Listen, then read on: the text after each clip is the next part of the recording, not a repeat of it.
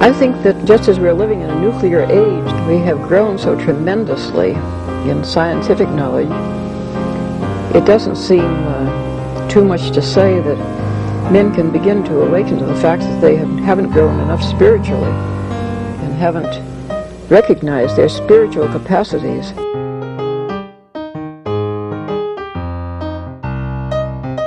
Once something like eating is death, then you've struck at the very heart of life.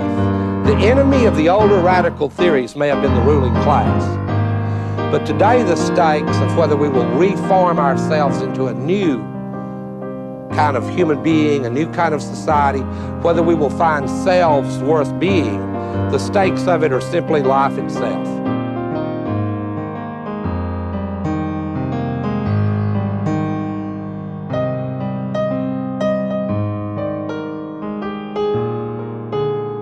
As modernity has created promises that it has no ability to keep. What this means is that we're a society of disembedded individuals, stuck in the impossible situation of being alone together. And what was understood as emancipation has proved to be a form of isolation. It is important to understand that what I am telling you is not simply a cultural history. It's a description of the story that shapes every single person that you know. This is why there is a rise in mental illness. It's absolutely concurrent with the disembedding of the individual, because individuals can't constitute themselves by the very nature of the case. Subjectivity cannot sustain its own weight. We need others to tell us. But we've been given an ethical mandate by the Enlightenment that tells us that that's immoral, that nobody should constrain us. Well, welcome back to another episode of Dustbowl Diatribes. We're lucky to have on again Dr. John Rao, head of the Roman Forum. And it's going to be a bit of a follow-up to our interview almost a year ago, where we wanted to kind of delve into a few topics that were kind of touched upon, but we'd like to go deeper. And first on that list was we wanted to talk about the history of Rome or the papacy being asleep while outsiders endeavor to wake it up and bring new quote-unquote spoils of Egypt to it. Oh, right. So what do you have to say to that, John? Well, I mean, there's a lot of things that one can say to that because it periodically happens, and it also often coincides with a period when both for obvious on the one hand and then mysterious reasons on the other, the papacy sort of falls into not just a slumber, but a kind of oppression by other forces that are around it, as will be the case in the second example that I'll give you today. But I mean, just to begin with something which is very, very dramatic, in the 600s and in the 700s, almost all of the popes were Greek speakers. They were born, even if they were born in Rome, they were born of Greek-speaking parents, but many of them came as migrants to Rome as well. And what these Greek-speaking popes did in the period of time from really the mid-600s to the mid-700s is extraordinarily awaken the papacy and then serve, again, ironically, these Greek-speaking popes as some of the most important defenders of the primacy of the papacy and a hands-on papacy, to begin with against another expression of what's the broad Monophysite heresy, which overemphasizes the divine character of God at the expense of the humanity, in the form of something which was called the Monothelite heresy, which was an effort to try to placate these Monophysites in a new way in the 600s, and then led to there being, one of the last, for a good period of time, of the Latin-speaking popes, Pope St. Martin, and his chief advisor, a Greek speaker, a man from the East as well, St. Maximus the Confessor, really being tormented by the Eastern Roman Emperor, who was promoting this particular heresy, so that both of them were deported. Pope Martin was eventually starved to death after having been humiliated and tormented, not just on his journey in captivity to Constantinople, but on the wharfs of Constantinople and in prisons there. And then Maximus the Confessor having his tongue and his hands chopped off so that he could not speak or write against what it is that the emperor wanted. But these Greek-speaking popes then not just defended the papacy's prerogatives for guiding definition of doctrine, but they also were extremely important for enhancing the Latin liturgy, the Roman liturgy, which was always, I shouldn't say always, but at the beginning was quite modest in character, and then was very, very much enriched by the push from the Greeks to enhance its music, its ceremonies, and the like. There's also a tremendous development of social activity, of charitable activity by these Greek popes, and in fact, they so built up the importance of the papacy that they recognized the need, given the odd conditions in the West with the invasions of the barbarian tribes, to break with the political tutelage of the Roman emperors in Constantinople, the only Roman emperors that were left at the time, and then find support from one, at least, of the barbarian tribes that had converted to Orthodox Christianity, and that was the tribe of the Franks. But when it reached that point, what ended up happening was that we don't know this definitively, but it looks as though the Greeks, who still retained a great influence there in Rome, felt that it couldn't be a Greek-speaking pope that was the one who actually led a changeover to an alliance with a barbarian tribe, a German barbarian tribe, the Franks in the West, but that it had to be a Latin speaker, so that they backed out of the picture. Then you get another period after the attempt to try to rebuild an order in the West that would involve a union of things Roman and the Frankish tribe, guided by eventually the Carolingian family, and then with the Benedictines as an intermediary. After you get the rebuilding of an order under Charles the Hammer, and then Pippin, and then most importantly Charlemagne, but its roots weren't deep enough to be able to maintain a restored order of things, and it fell apart. You get the papacy in the midst of a political chaos that is obvious by the late 800s all over the West, but in Italy, perhaps among the most clear cases of it. You get the papacy falling under the control of local political leaders, just like you see the church and in the form of the bishops, and then large monasteries with great influence, falling under the control of political leaders in France, what we call France now, and Germany, what we call Germany now. In Italy, you find the papacy coming underneath the control of local noble families that really are more interested in the padding the family coffers, really, and building up the family power, than serving as the successors of Peter. And under those circumstances, what ends up happening is that you get from the outside the reinvigoration of the papacy that's going to come from the cleaning up of monasteries that then try to find and succeed in finding political leaders who are much more far-sighted amidst the rubble of the empire of Charlemagne that didn't last, in various places in France and in Germany, in particular in the 900s and in the 1000s, and the most famous example of a variety. Sorry, these cats are going to be all over and often fighting with one another too. But there's a whole variety of monastic reinvigoration movements, of which the most important is that coming out of the area of Burgundy, called Cluny. And Cluny develops a huge network of monasteries that want to really practice the rule of Saint Benedict, and not simply have the lands that were at its disposal taken over by military and political leaders who either corrupted the monks or themselves took over the monasteries, so that you get military men as abbots who have no interest in it. They want to change all of that, and they managed to find some political leaders that will work with them, local ones to begin with, but ultimately the line of people from the broken up empire of Charlemagne who retained the title of kings of Germany. And then we're going to be able to use an increased power as kings of Germany to rebuild the idea of the Roman Empire in the West once again by the time you get into the latter part of the 900s.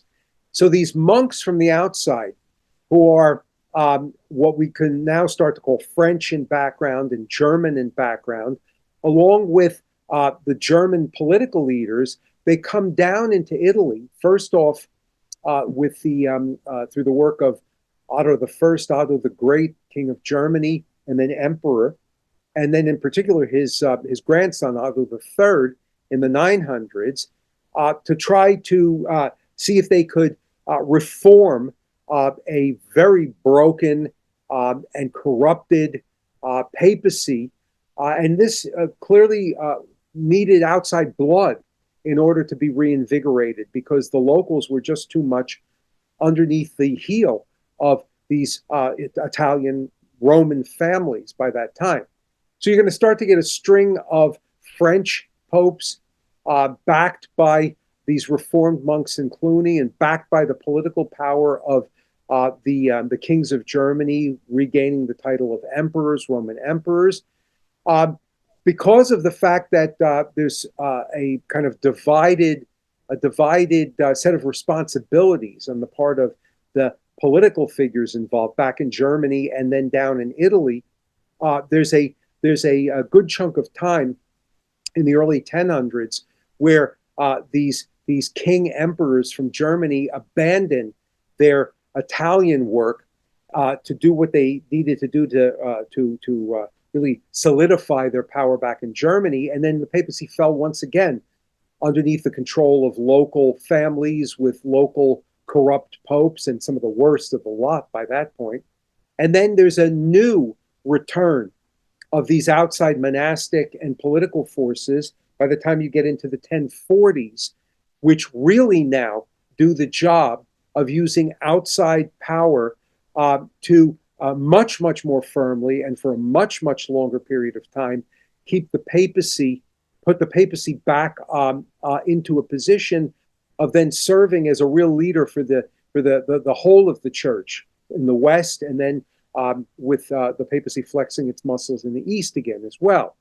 So that you get from the 1040s onwards a string now of foreign non-Italian popes. To begin with, Pope St. Leo IX, who was named by the Emperor Henry III as Pope. He was a relative of Henry's who had been married and then who had a family, but then whose wife died and became a monk, and he became one of these serious reforming monks connected with the monks of Cluny.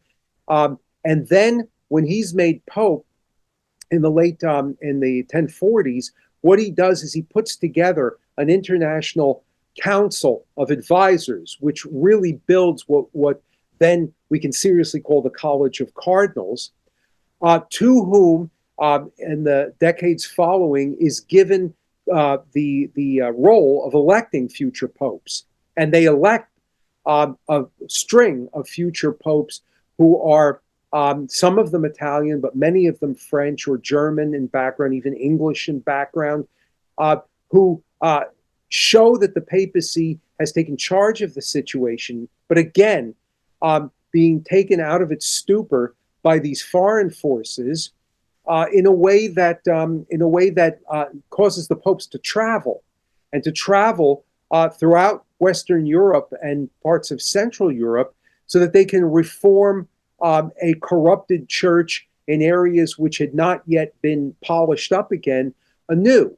And along with this, just as along with the effort of the Greek popes beforehand, and I should have mentioned when I noted this alliance with the Franks that was put together in the mid-700s, some other foreign influence that at that time, after the Greeks, and then renewed again at the time of the entry of these monks and political forces in the 900s and 1000s, enhanced the liturgy once more, and enhanced all sorts of other activities of the church. And it's out of that third foreign connection, after Greeks and Franks, and now the monks of Cluny from Burgundy, and then the German political leaders, that you get the whole of this glorious papacy of the High Middle Ages that has a real serious sense of its responsibilities.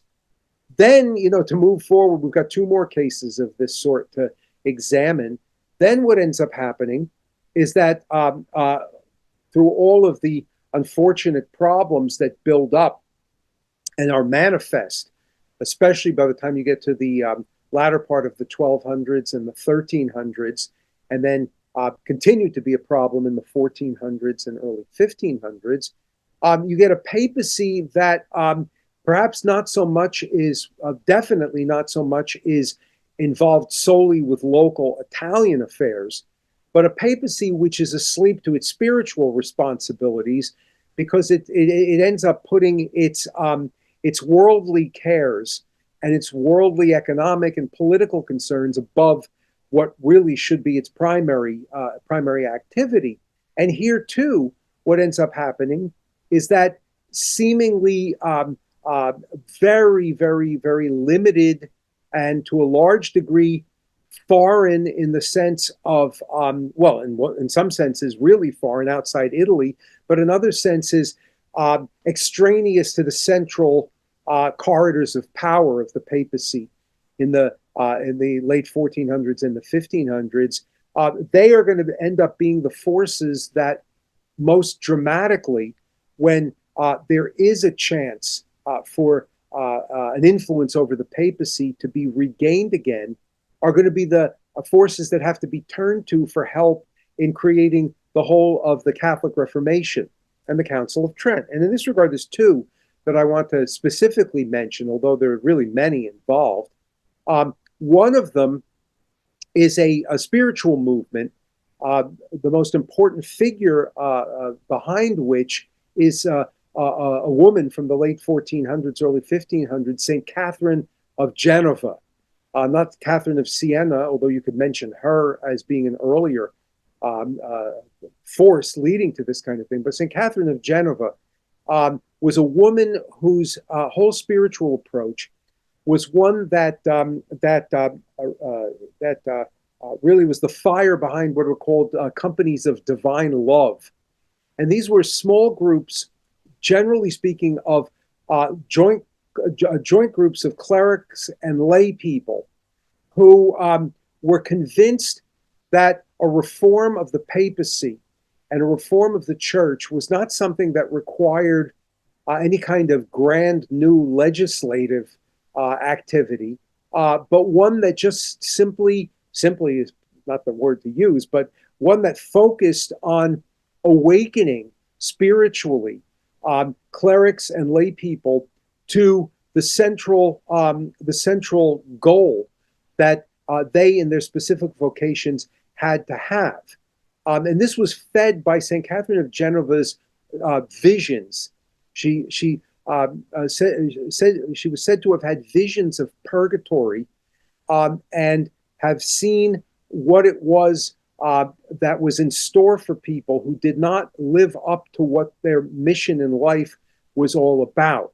And this was especially important for the clergy by the time you get to the late Middle Ages, because already by the 14th century, and even more in the 15th and early 16th century, when you talked about what a cleric's central focus was, the general attitude was that a cleric was a man who had to make sure that he had a fixed income.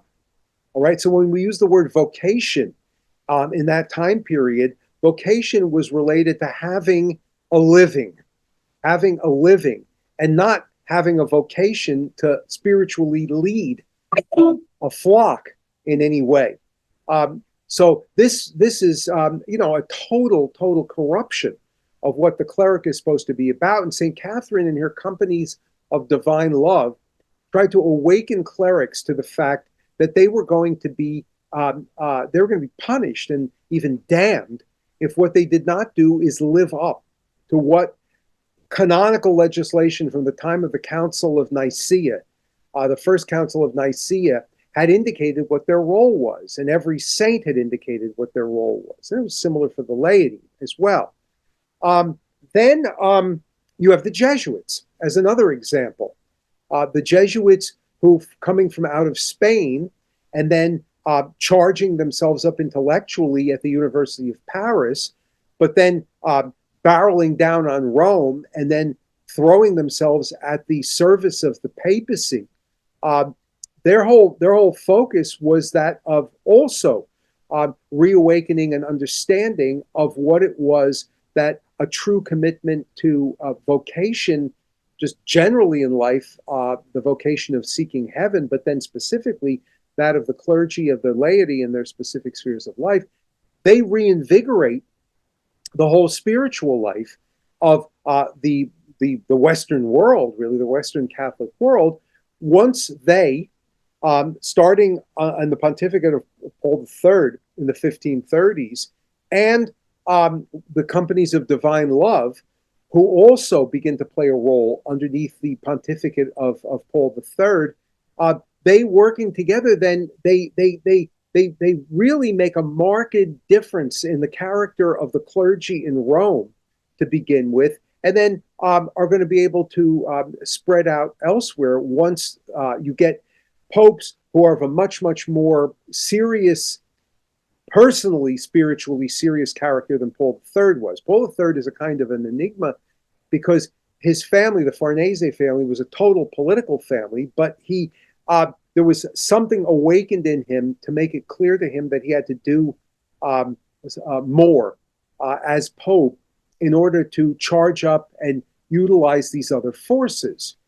But this is something which is going to have an extraordinary impact. He's the one who also first calls the Council of Trent. It's not going to be very long before one of the original members of these companies of divine love, a man who Paul III, among the other cardinals that he named, who were of a reforming character, named a cardinal, a man who is from Naples and is going to be elected Pope himself a short time afterwards and take the title Paul IV in honor of the man who made him a cardinal. This guy's going to be ferocious as a reformer. And Rome, as a city, is simply totally a different place by the time you get him as Pope in the 1550s than it was when Paul III took over in the 1530s. The Jesuits are going to have a central responsibility at the Council of Trent. Again, Spanish Jesuits in particular, a role at the Council of Trent.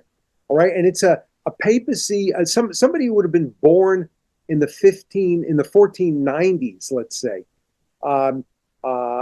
would not have recognized what the papacy looked like by the time you get to the 1560s if he could have been shoved forward immediately into that period of time. And then the last one I wanted to mention is what happens. The last example is what happens to the papacy in the 19th century after a period of torpor in the late 18th century, and then the woes of the French Revolutionary and Napoleonic period, because the power and influence of the papacy and its sense of its universal responsibilities had from outside means and then also from inside slumber again. By the period from after the middle of the 18th century, it really shrunk. It really shriveled a good deal. And what ended up being needed was the push that came from a whole conglomerate of forces. And these are, once again, clerical, lay, small circles of joint clerical lay believers trying to reinvigorate spiritual life, intellectuals, a large number of people from that segment of the Enlightenment, naturalist Enlightenment movement that fueled what we call the Romantic movement, which reached the point of stepping back and deciding, at least many of the people who were part of this so-called Romantic movement, that they could not answer the whole problem of human existence without abandoning the naturalism that they had been born out of, and recognize the need to look to supernatural guidance in order to understand how nature could be perfected. And you get a lot of people who are active in literary circles, musical circles, artistic circles, and then people who were just simply shocked and horrified by the excesses of the French Revolution. But again, from outside, many of them outside of, I mean, almost all of them from outside Rome, and almost all of them, not all of them, but almost all of them from outside Italy, working to try to rebuild a full Catholic sense, and then coming to have a huge central impact on the papacy by the time you got down to the reign of Pius IX.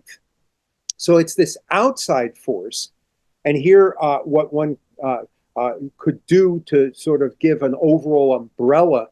It's in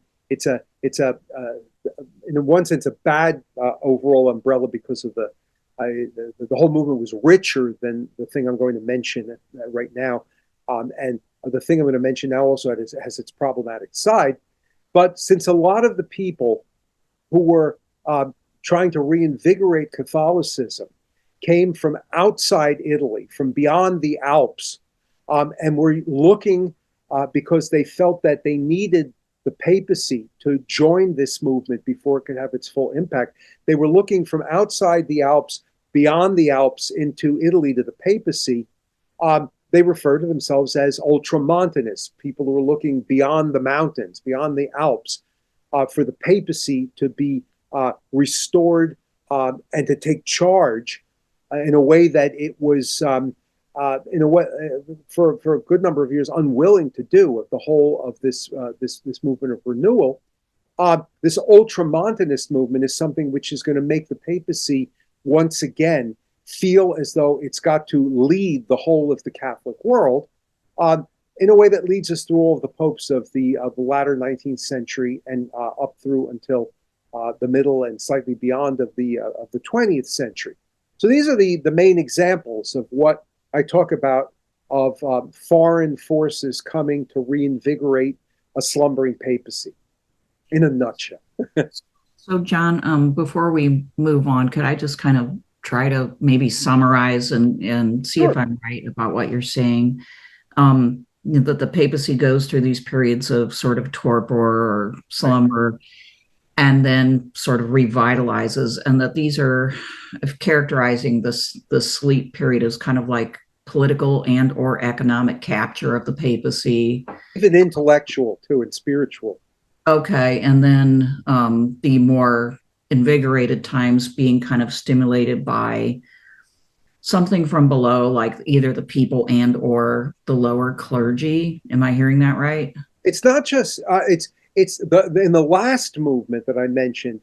It's definitely lay people of various sorts and lower clergy that's involved. And in fact, one of the main reasons why that movement of the 19th century was so intent on its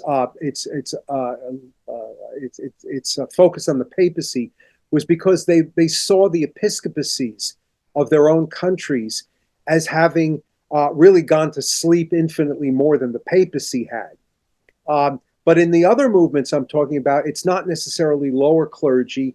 It's often episcopal forces, very important monastic forces that are invigorated by at times political movements, but also again foreign non-Italian or non-Roman religious forces that have been themselves awakened through other foreign elements. Like for example, in the Frankish world, those Greeks from Rome that had been eager to try to begin seeking an alliance with the outside knew that there were these bishops and very significant monks who had themselves been stirred to a desire for a total reawakening of the church from the Irish monks who had from Ireland moved into Britain and then moved onto the continent, or the English monks, the English Benedictines, who had started out through a move of Rome with Gregory the Great in the late 500s and early 600s, trying to convert Anglo-Saxon Britain, which had dominated Roman Britain, that had very, very seriously begun its conversion already. And then you had these Anglo-Saxon Benedictines who had come onto the scene, who also then moved to the continent in order to be able to stir things up. And you got the great example, of course, of Saint Boniface, who's a barbarian of barbarian blood, who ends up serving as an intermediary between Rome and then the other barbarians who nevertheless involve, as in the case of the Franks and the Carolingian family, members of the Carolingian family who are hugely significant bishops, the Bishop of Metz in particular, and who are really, really stirred up with a desire for the church to be stronger than it had been in their own lands, and wanted to work with this reinvigorated Greek papacy and then its heirs for greater fruits elsewhere. Those two movements, with that one, the movement that I mentioned there, I just want to reiterate that Rome had already been reinvigorated by the Greeks at the time that they make this deal with these outsiders, who are going to be of enormous value and working together with the papacy to stir up and expand the faith elsewhere. But it's all different kinds of forces. It's the latter one, the one that's most close in time to us, is the one that's the greatest example of it being even weak lay forces, and a mass of weak lay forces coming together with lower clergy, and then in many cases even circumventing their bishops, with the papacy serving as the force for really stirring things up. And isn't it also fair to say that coincides with like an increasingly, sorry about my cat, an increasingly like centralized papacy, that like we take it for granted now that whoever becomes the next bishop of an area is going to get a call from the nuncio saying the Pope's nominated you to this. And isn't that a historically novel arrangement? Well, it was not novel by the High Middle Ages. By the High Middle Ages is the one who makes that, effective. But then it in the period of turmoil of the 14th and then the 15th and early 16th century, there's troubles with that, and then there's an effort once again to try to firm up this centralized power.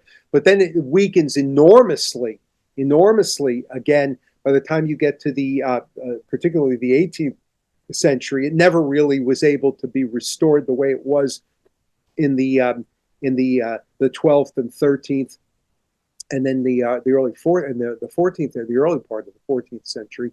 But then what happens in the 19th century and the 20th century creates a centralized papacy of a sort that without the political influence that the high medieval papacy had, is something that's perhaps even greater than the papacy of Innocent III knew. I mean, the papal control over the church is enormous by the late 19th and then the 20th century. Papacy of Pius XII is more centralized than anything And that's why the reaction against it as well. Gotcha. And so, could you, in your last interview, you talked to us about the Roman school. Right. Can you reintroduce that just very much in summary, and then explain how that slots into this third revival you're talking about in between Vatican I and II? Yeah. Well, I mean, these outside forces that are the ones that are the real stimulus for the 19th century revival, they had an all-encompassing vision of what needed to be done in order to reinvigorate a church that they felt had sold out to the naturalist and secularizing forces of the Enlightenment. Now, that would take time to be able to describe what happened there, but when historians talk about the Enlightenment, they talk about a radical Enlightenment and a moderate Enlightenment. And the radical Enlightenment is the one that so rejected the influence of religion that it very from the outset went down an atheist direction, and then also a very secularizing, naturalist, and anti-traditional democratic direction. And that's the Enlightenment that's associated with the atheism and the democratic thought of Baruch Spinoza of the 1600s, and then to leap ahead with the atheism and the democratic arguments of people like Denis Diderot and the French Encyclopedia. This was horrifying to the supporters of what's referred to as the moderate Enlightenment. And the moderate Enlightenment is an enlightenment that that wanted to keep belief in God and wanted to keep a tie with tradition, but nevertheless did not like the interference of dogmatic, organized, authoritative religious forces in the day-to-day life of politics and social life, and was an enlightenment that therefore said that Christianity, to be protected, had to back away from both Protestant and Catholic and Protestant dogmatic interference and rigidity with the probably the most obvious expression in some kind of political or social way of what this translates into the call for religious toleration that you see in John Locke, and then being manifested more openly in the call for religious freedom in the American system. But it's also one that said we don't want to break with the past. We want to retain the historical traditions of the past, but wanted to see these in some way allowing for natural forces and people focused on exploiting scientific tools for developing our knowledge of nature to be able to translate into all kinds of individual initiatives which could in practice and would in practice and did in practice really sort of break down a lot of traditional ways of thinking and acting. And in terms of religious consequences of religious tolerance and a desire to not have traditional authorities, both secular and religious, really interfere with people's activities in exploiting the natural world around them, you get the arguments of people who said that if you only observe nature and experiment with nature, you'll see that nature is filled with all these natural laws. And these natural laws prove that there's a creator God because of the harmony of these natural laws standing behind everything. So that if you focus your eyes on nature and the exploitation of nature, it will be a better proof of the truth of the creation by a God who wanted an ordered universe And if you allow people freely to be able to go about their business to exploit nature by using scientific knowledge to translate into technology, you'll be able to do what Christian charity has always told us that we ought to do, which is to feed the hungry and to heal the sick and the like. So that there's not an outright attack on Christianity, but there's a weakening in that whole moderate view of the power of authoritative religious forces, and even the power of authoritative state forces that that might put a damper on individual initiative to go about their business. Now, I mean, this is, as I said, a big topic, but one of the main arguments that moderate Enlightenment thinkers used that had an impact on religious forces was that if you didn't go down their direction, what was going to happen is that the atheists and radical Democrats were going to run with the ball, and out of fear that this might well be true, what happened is, first in the Protestant world, but then also in the Catholic world, there was a kind of game playing with the ideas that I just mentioned.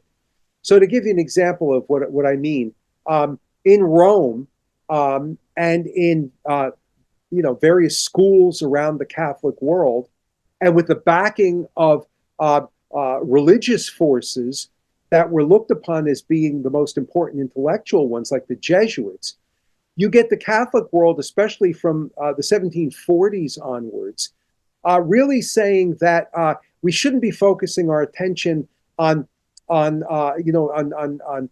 speculative philosophical and theological approaches, like we did with the scholastics and with Aquinas, and even with Augustine going back further and the like. But we should be focusing on the importance of showing the harmony of nature scientifically. And what we should be doing also is appreciating all of the great teachers of the moderate Enlightenment, and that means people that run from Isaac Newton through to John Locke, and their arguments for religious tolerance and political moderation and breaking down the power of the monarchical state and so on and so forth.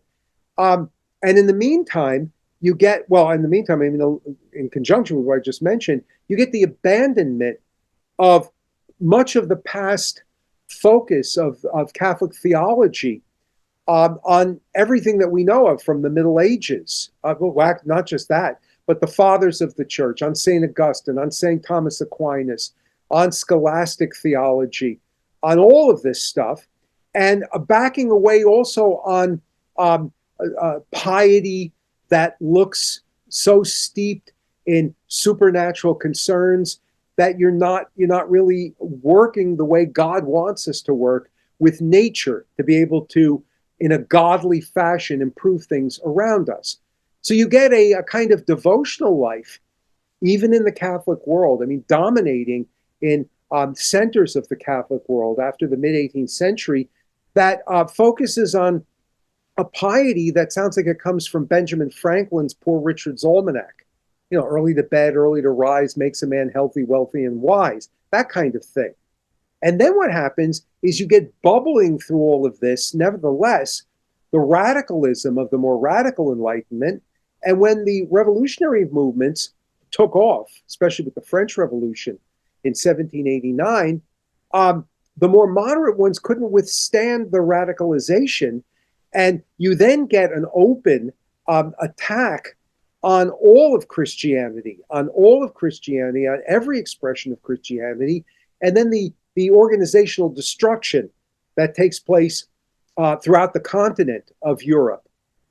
And as all of this is developing, as all of this stuff before the revolution is developing, there are developing also little circles of clerics and lay people in the German world, in the French world, in the Spanish world, in the English world. In fact, if you look outside of Catholic circles and Protestant circles, you can see an example of what I'm talking about in its own way with the development of Methodism. John Wesley is horrified by what he sees as a dragging down of Christian thought and spirituality to something which is humdrum and purely naturalist and purely scientific and materialistic in character. And his method is something that wants to go beyond that. But there's circles of all of these forces that are developing there. And in Italy, they exist too. I'm trying to remember for some reason, the name of the circles that developed in Italy escapes my mind, but they're very, very important. And they're focused in the northwestern section of Italy, in the area of present-day Piedmont and the like. And then you get the revolution, and you get these people horrified by the political effects of the revolution, and the most important stimulator of the thought in this regard is the French speaker from the area of present-day Savoy in France, Joseph de Maistre, who's the example of this. And then you get these romantics that I talked about. And the reason why I'm bringing them all up again is because the way the whole romantic thing progressed, and this is going to lead finally to answer your question, you get, those people who are Enlightenment-minded, who when they look at nature, see order and harmony and natural laws. And then you get the others, who are the ones who are going to be operative in the Romantic movement, who when they look at nature see will and energy and vitality and even conflicting powers clawing at one another in nature, and clashes and chaos. And out of the Romantic movement and their discovery of the immense diversity and play of will and power in nature and powers in nature as a whole, many of them veer into a position of nihilism and say there's so much diversity and clash of powers and will that you can make heads or tails out of it, and that leads them into despair. And when they reach that point, they say to themselves, but this can't be what it's all about. And they look for what it is that their mistake is, and they see their mistake as being their belief that they could understand everything from a natural standpoint alone. So they go back to supernature. Now, out of all of this together comes a rediscovery through various means of the supernatural center of Christianity. And out of that comes a rediscovery of the fathers of the church, a rediscovery of Augustine, a rediscovery of Aquinas, a rediscovery of the mystical body of Christ, and the church not as a kind of legal structure, but as the body of Christ continued in time, and of supernatural devotional life and supernatural piety, and the need to reinvigorate the whole centrality of the Eucharist. And all of this together then unleashes a revulsion at everything in the life of the church having been dragged down to a purely humdrum natural level, and a desire to bring all of that back, and bring it in all of its fullness back, and bring it back as swiftly as you can, because if you don't do this, the naturalism of the Enlightenment is going to destroy human life and human society, because these people believe that the only way that you could really perfect individuals and nature and societies in nature as a whole was by making sure that they were all charged up with the life, the supernatural life, the supernatural revelation, the supernatural grace that is completed through Christ and the incarnation. So it's a very incarnation-focused revival. And that means, therefore, that you're not going to have proper political societies and any kind of social organization unless it's focused primarily on things supernatural. So all of this is going to then seek, again, a renewal of the intellectual life of the church, the spiritual life of the church, the liturgical life of the church, the devotional life of the church, and try to reawaken bishops and the papacy to their duty to be the guides of this. And when they don't see the episcopacy doing this, they're going to focus on the papacy trying to do this. And this is going to be the laity demanding that this take place, and any number of ways through journals, through literature, through music, through art, through building political movements, and once again trying to get the papacy to take charge of everything that all of this is leading to. It's all that together that's going to stimulate this revival. I mean, just to give you one example on the intellectual level, the stimulators of a revival of the study of St. Thomas Aquinas were looked upon when they started their work as just being throwbacks to an obscurantist past. And they recount having to secretly get seminarians to come and on walks outside of the seminary, instruct them on a learning which was looked upon by the authorities at this point as being pointless and useless. All right. So, and yet all of that is going to, especially by the time of Pius IX and the next set of big revolutions in 1848, in fear of what this is all going to lead to, in terms of secularizing everything. From that point forward, it's all going to then just explode, and then snowball, and continue to snowball down through into the 20th century. But there's going to be people who are opponents of this within the church because there were strong forces that had supported that idea that everything had to be brought down when in promoting Christianity to this more earth-centered, natural-centered, nature-centered, and then ultimately, with the influence of more radical forces, feeling-centered, democratic-centered, and then even ultimately not really Christian, but just generally religious-minded focus for what you call a spiritual movement. So that the things that were looked upon as an outrage by the revivalists of the 19th century, they give a fight against all of the tendencies I just mentioned, find themselves pressed underground with the aid of the papacy by the time of Pius IX onwards, but never go away, and they're going to always try to find means of breaking through what was being done by all of these forces joined together, guided by the papacy, in order to try to resurrect what had been, in effect, pushed underground. And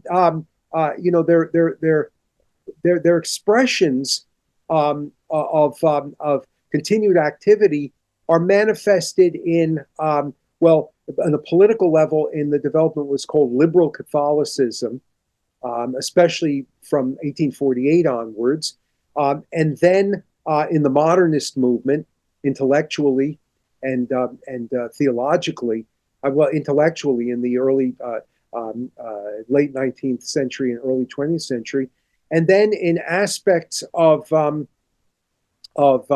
in varied aspects of what's called the personalist movement from the 1920s onwards, combined together with the efforts that are made by those people who enemies of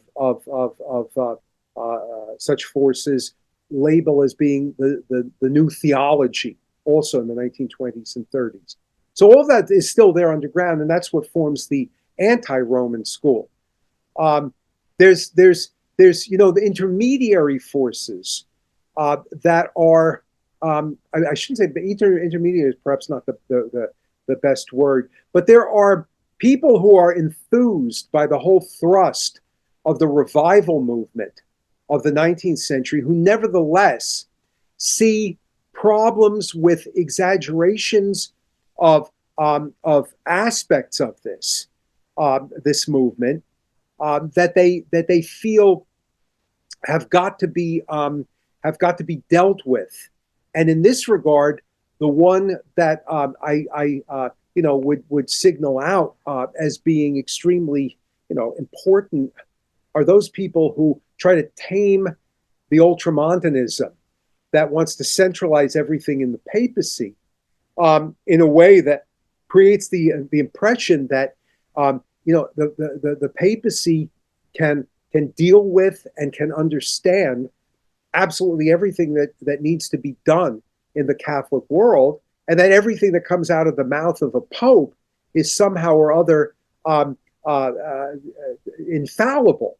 And this is critiqued by people who are strong supporters of the whole movement in general, but are worried about what that can mean in practice.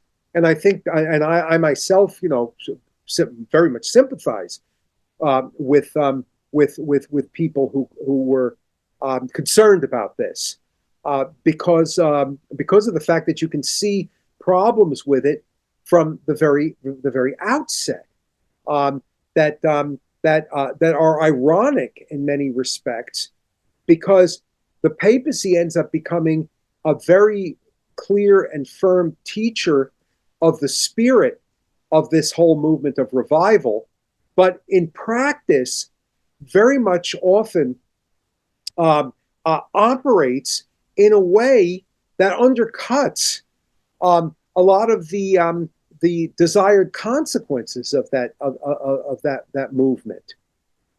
So, I mean, I can give you one example of that from the 20th. I mean, I can give you many examples, but one example of that in the 20th century is, for example, the fact that the whole spirit of the revival movement is one that can also be characterized by the desire to construct what, by the middle of the 19th century, supporters of that movement called the social kingship of Christ. They want to establish the social kingship of Christ so that all things can be restored in Christ or transformed in Christ. And Pius XI, of course, what's 100 years ago, this year, with his encyclical Quas Primas, establishes the feast of Christ the King as a universal feast of the Church, with a teaching that captures the whole spirit of that movement.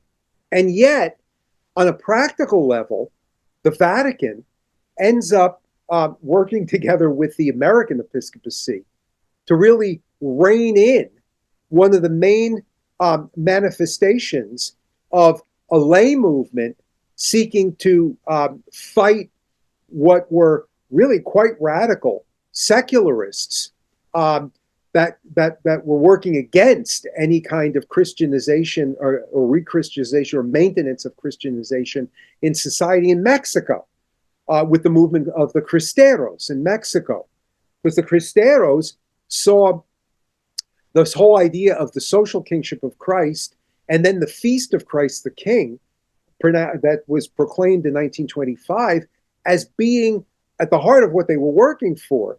And yet an American and then Vatican-based negotiated settlement with the Mexican government in effect destroyed the movement, and destroyed the movement in a way that allowed for all kinds of problems to even the basic religious life of Mexico to continue really well into the 1940s, and in many respects until very recently as well. So I don't know if that's another, in a nutshell, expression of this whole phenomenon.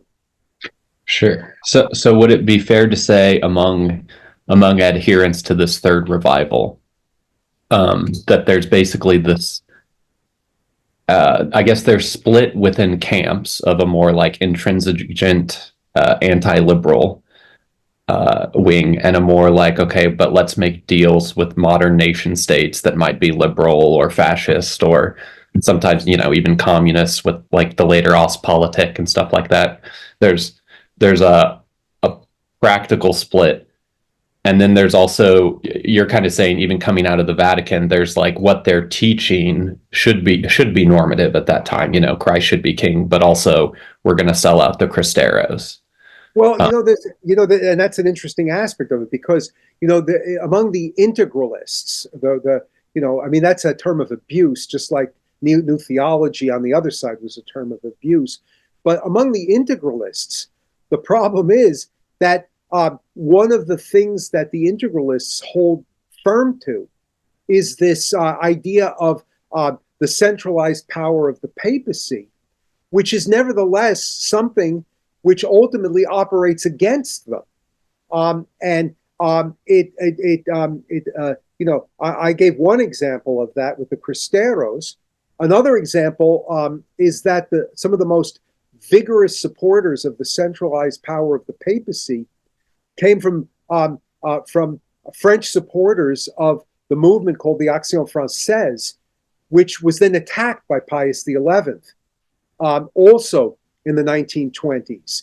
And what that did is it indicated in a very dramatic way a kind of a flaw in the exaggerations of the power of the papacy on the part of the camp that had helped to build the power of the papacy. So it's tricky. And then what ended up happening is that a lot of the enemies of this integralist movement then utilized that enhanced power of the papacy to try to make sure that the reforms of Vatican II and afterwards were pushed through with the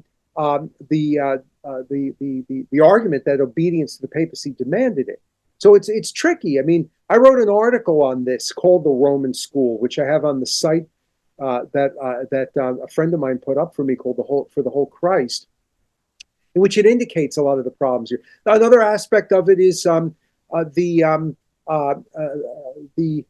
insistence that St. Thomas and St. Thomas's philosophy and theology alone was sufficient for handling all of the intellectual life of the church. That's something that's critiqued by people who are integral members of this movement of Catholic revival. And then there are problems that develop as a result of that. There's problems that develop out of another thing which is important to this whole movement, which was very critical. This movement of revival in the 19th century was very, very critical of the way in which the Catholic monarchies of the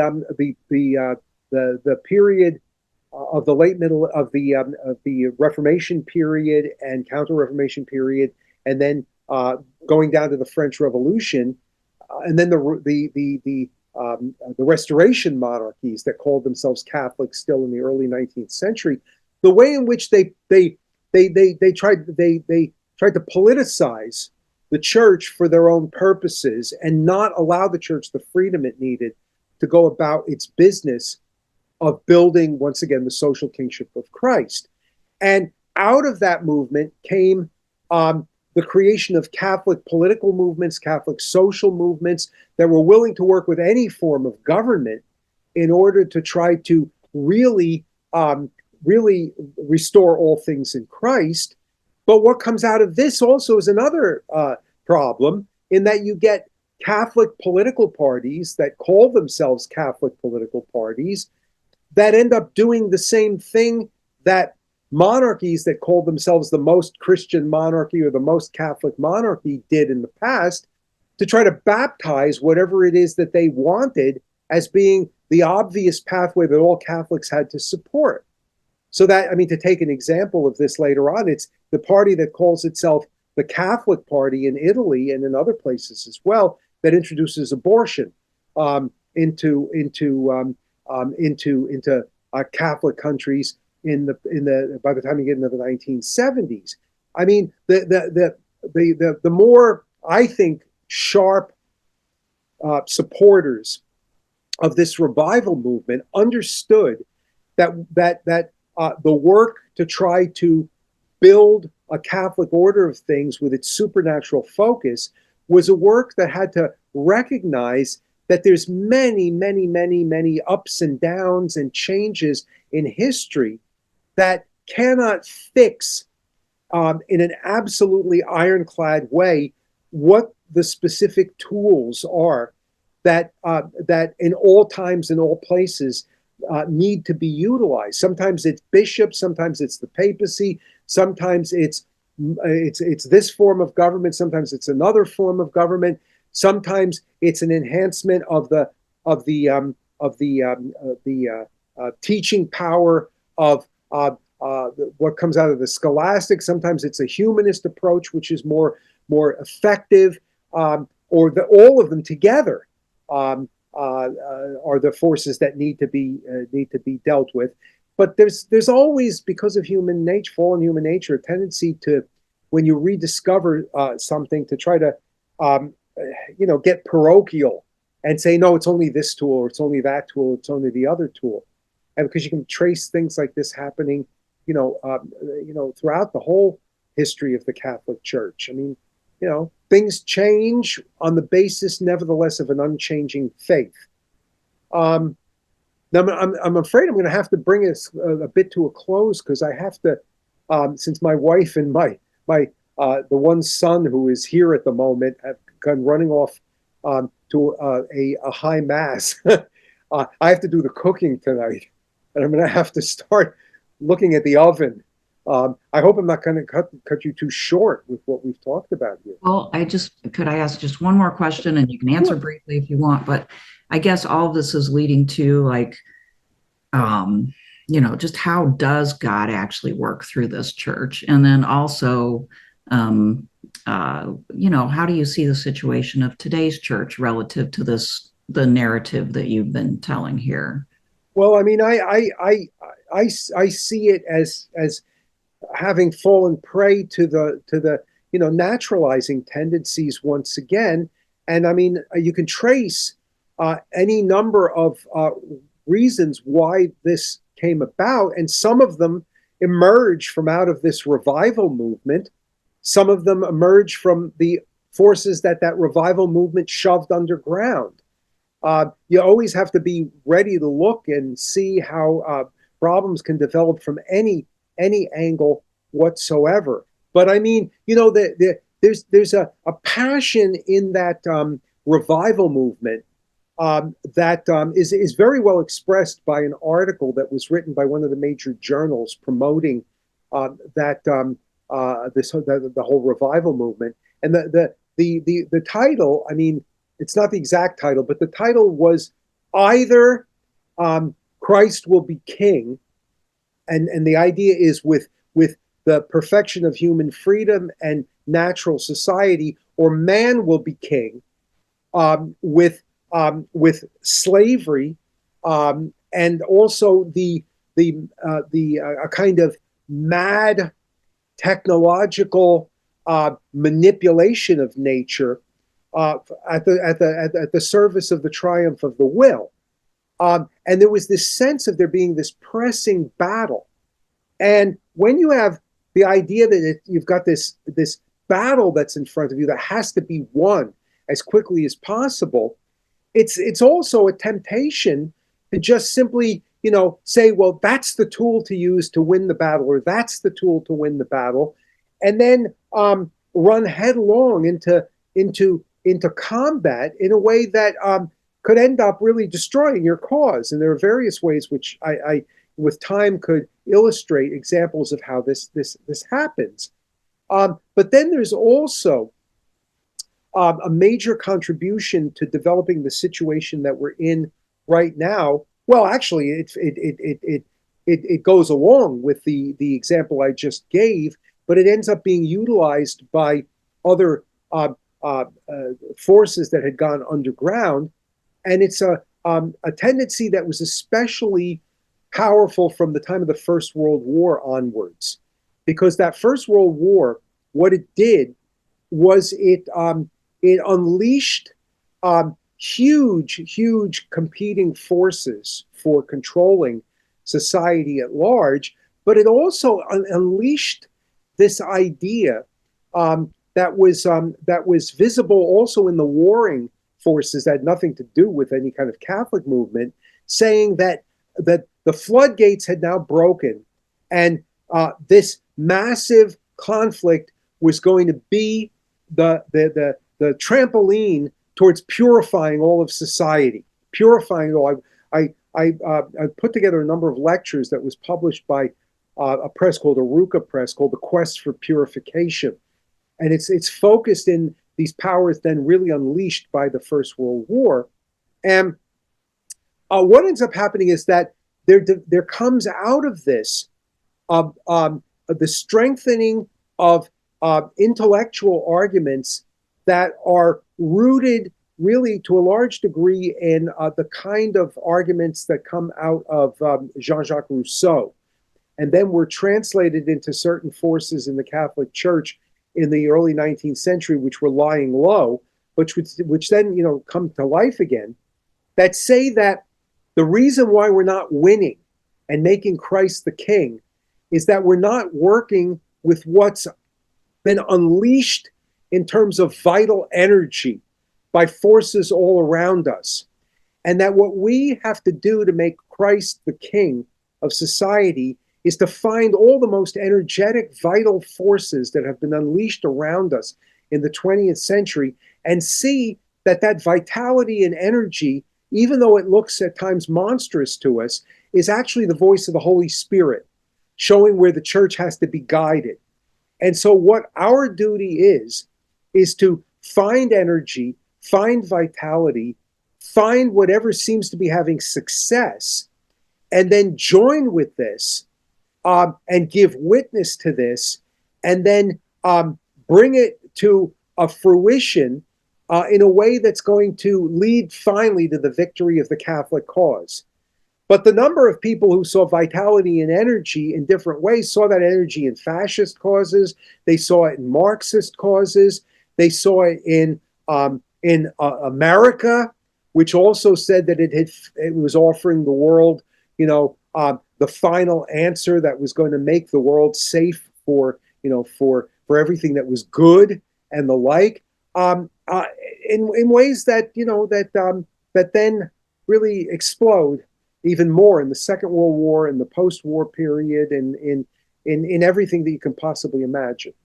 But like I said, I mean, I can answer some more questions if you want in the future. If you want to give me a few dates to work around, just got some questions or whatever. I just have to cook dinner now. Sure. Well, yeah. Thank you so much for meeting us today, and yeah, we'll be in touch. So I hope this helped a bit. Anyway. Mm-hmm. Yeah, it was great. Okay. Well, nice seeing you again. Yeah, likewise. Until next time. Yeah, Okay, thank bye-bye. you. Bye bye. Yeah. Have a good one. Thank you.